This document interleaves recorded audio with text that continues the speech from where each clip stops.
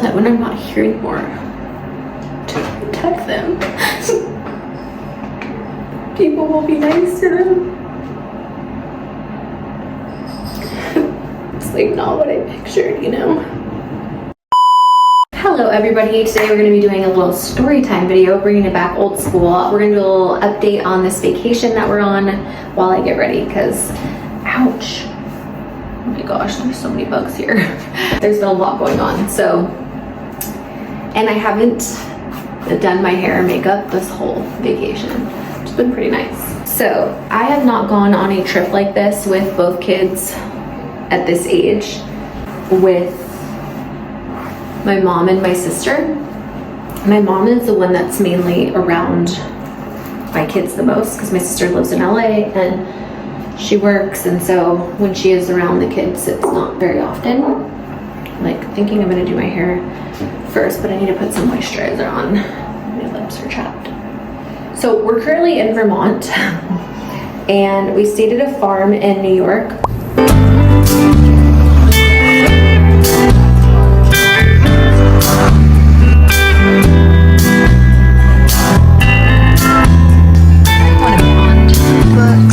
And that was cool. And then we took a road trip of, it was like 3.5 hours. Well, actually 3.5 hour road trip, but it took all day because we had to like stop a bunch of times. We had 3 small kids in the car, kind of a shit show.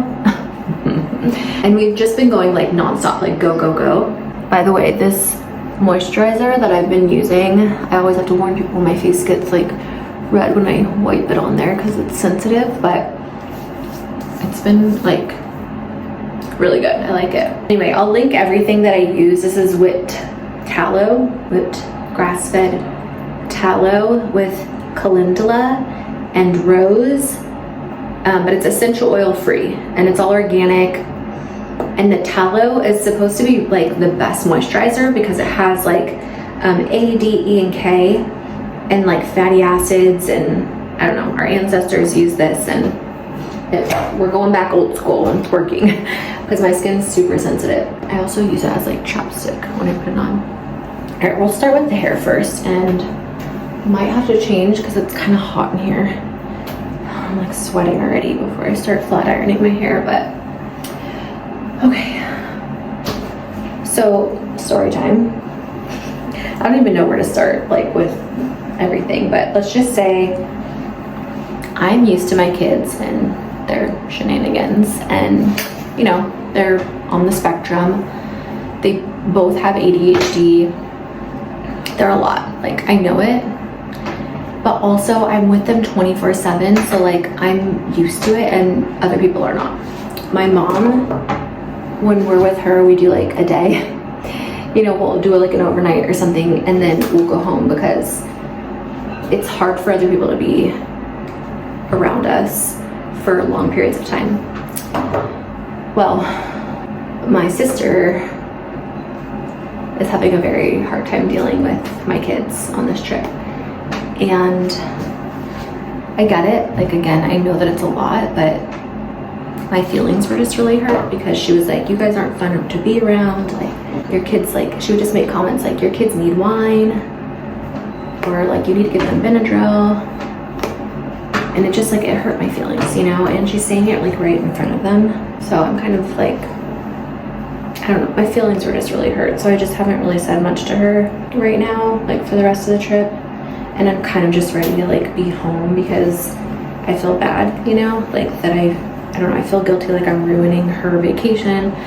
And it just makes me like not want to go on another vacation with them again. Like, I don't know, it's like literally just makes me want to like stay home, because I don't know if anyone else feels like this, but if your kids are on the spectrum but like they don't look like it, you know, people just assume that like your kids are fine, and then like when they start acting out, they like think that you're like don't know how to parent them, or like you're not disciplining them properly, and it's like a parenting issue. And it's really hard for people to understand that don't have kids like that or haven't been around kids like that. And yeah, it's just, and also, you know, not around a ton of other kids, but seeing my niece, she's just like so advanced compared to like where my kids were. just makes me a little sad. It kind of like, I think because it just makes it like more real that I realize like how different my kids are, you know? And I think like when you have kids, you like have these visions of like what it's gonna be like to be a parent. It's like not what I pictured, you know? I love my kids to death, like I wouldn't trade them for the world, but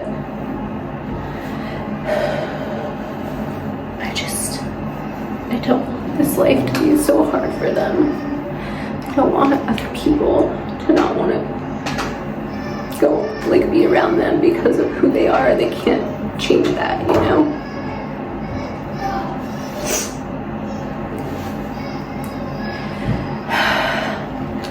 And I just feel like really alone. It makes me like not want to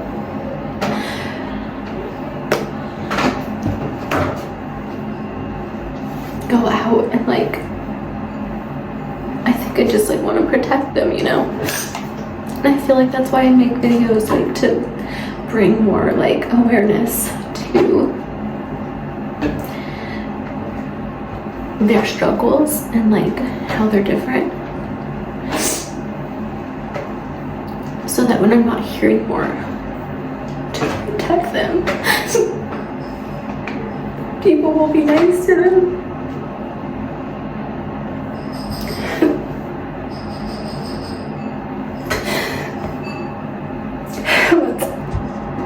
Sorry, I had to like cry it out, you know?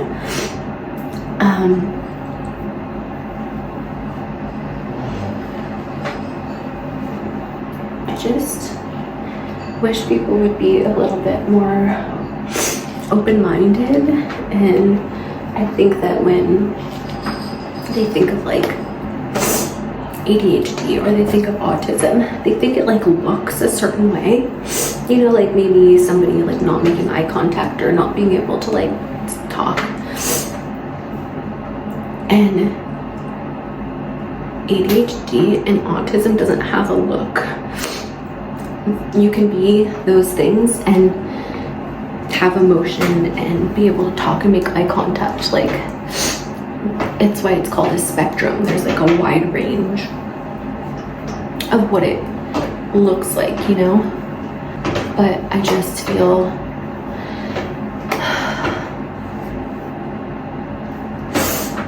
like I have to just like protect them at all costs, because you know, they're not in like a wheelchair. It's not that type of disability. It's like a disability that is invisible and people can't see. And so those, I feel like, are the people that like really need the most protection. Oh, my phone keeps running out of storage. It's driving me nuts. All right, so anyway, I forgot what we were talking about other than just wanting to advocate, raise awareness, educate, and I'm gonna keep posting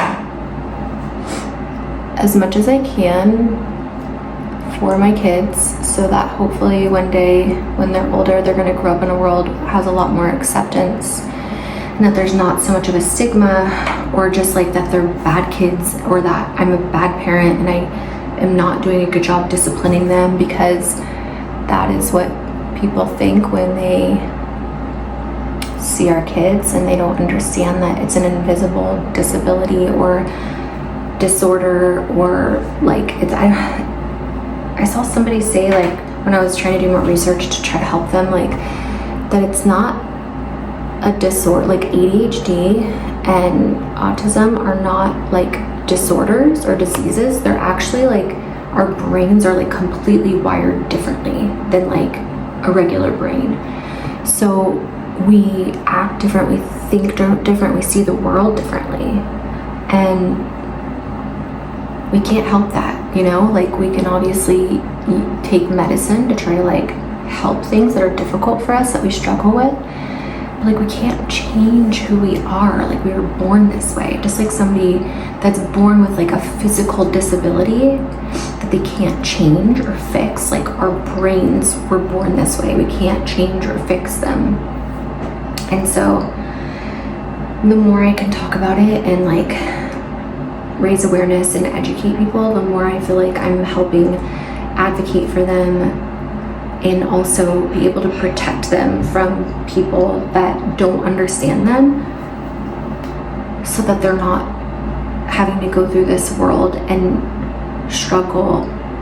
I mean, they're already struggling. Like, I just don't want it to be harder for them than it already is, you know? So I know there's a lot of people that are like, that's not your story to tell. Like, you shouldn't talk about your kids online or like talk about this. And I feel like those are the people that like are making the stigma worse. Like, you would never say to somebody, like to a parent whose kid is in a wheelchair, like, don't, like, you need to hide that. Don't tell people that he's in a wheelchair, right? So like, why would you do that to like somebody that has an invisible disability? It's just, those are the people that make the stigma like worse than it already is. So no, I'm not going to hide that about my kids. We love them just the way that they are. And I just want to be able to make videos where we talk about our lives and our struggles, so that other people will be able to hopefully be more understanding. And maybe they know somebody, or they have a family member or friend who has kids that are like ours. Help you understand and like be able to accept them, you know, for who they are, instead of trying to fix them or discipline them into something that you want them to be, you know? It's hard. Parenting is hard. Parenting kids with special needs that need extra accommodations are hard. I think the biggest thing that was like really hard for my kids was when we were at the farmhouse. Ellie, my niece, who's so sweet, so smart, she doesn't do, my sister doesn't let her do any screen time, which is great. Like, that's amazing. But for our kids, like, our kids use screen time to help regulate them when they're feeling upset, or to distract them from something that they would get like really upset about. And so my sister hid the remotes in the house. She didn't want us using the TV. She didn't want Ellie seeing the screen, which I get, but I don't think she realizes like how bad my kids are, because she's not around them a lot, you know? So like the first day, the second day, you know, the kids are high masking, and then the more they're around people like them, they can only mask for so long, right? Like, they can only pretend to be normal for so long, and then they just have to like let it out. And so the past couple days have been bad, because they've just held it all in, and they haven't had their screen time until we finally got to this house, and my mom was like, they need to have screen time.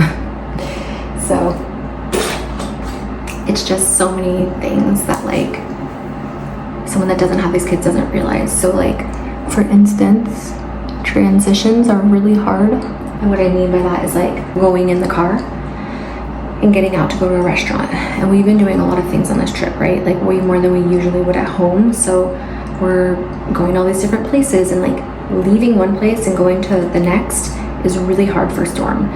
He has like really bad kind of meltdowns, like because he doesn't want to leave, or he doesn't want to go, you know? And so each time we have to go somewhere, we've been going a lot of places, it's just a shit show, you know? Both of my kids also have something called like a low frustration tolerance, or like threshold. So like, let's just say my niece is playing, or one of my kids is playing with a toy, and my niece wants to play with it, and so she takes it. She's little, right? Like full meltdown, like full. That's what Snow was upset about earlier. They don't know how to control their emotions, and it just gets like out of control. So screaming at the top of her lungs, shaking, sweating, and it goes on for like, could be up to an hour or more, you know? It's a long time, and it's a lot to deal with. And most people are not used to that, right? I am, because I deal with it every day, and I have since she was born. We obviously work with doctors and different things, and we finally got her on a medication that has helped her immensely because she wasn't sleeping. She didn't want the sheets on her. Everything hurt her body, like her, like the pillow hurt her skin. Everything was too loud.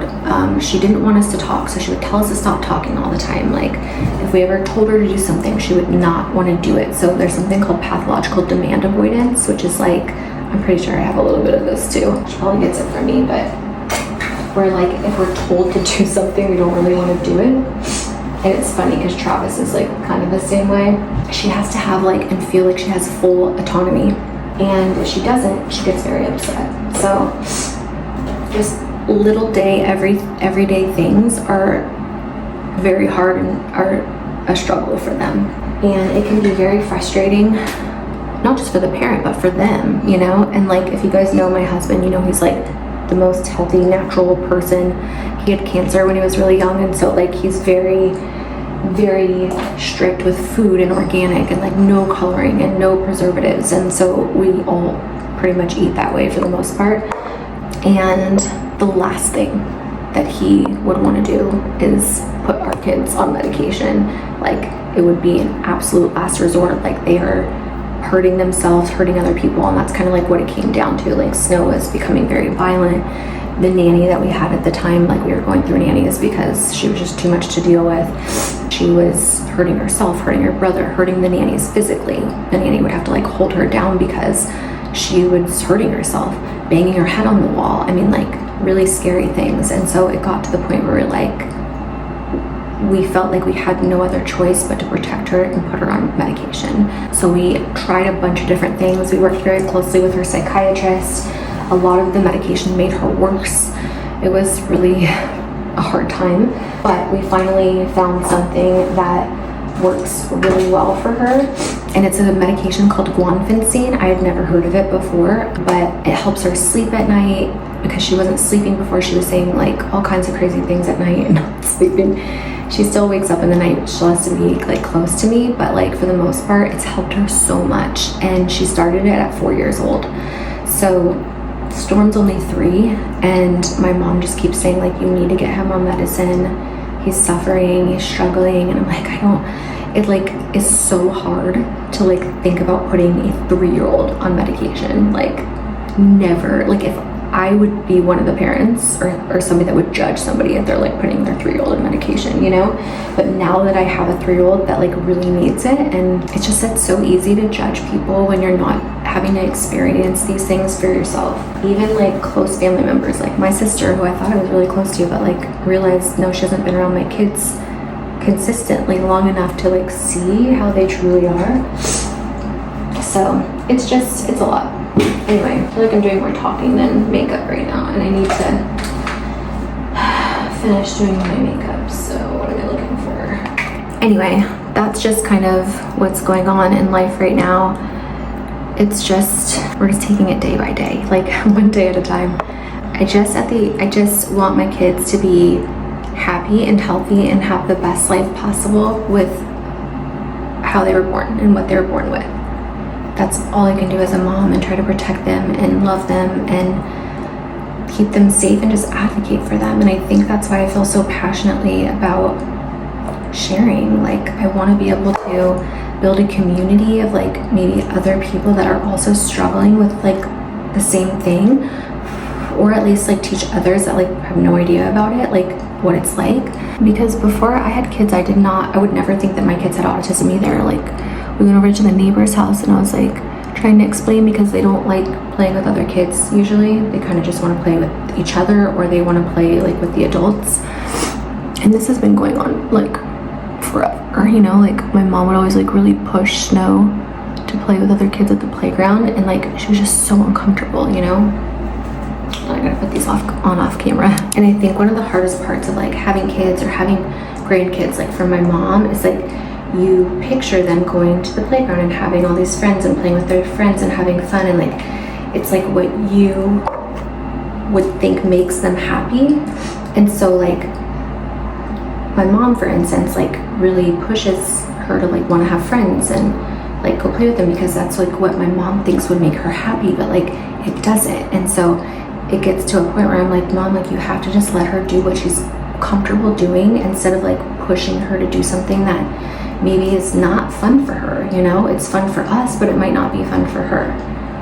And I think that is one of the hardest things about having kids that are different, you know. But I think like at the end of the day, I just want, especially my family and the people that my kids are closest to love them and feel safe with them and not feel judged by them. And I think that really hurt my feelings. Like, and I don't even think like my sister really knows or gets it.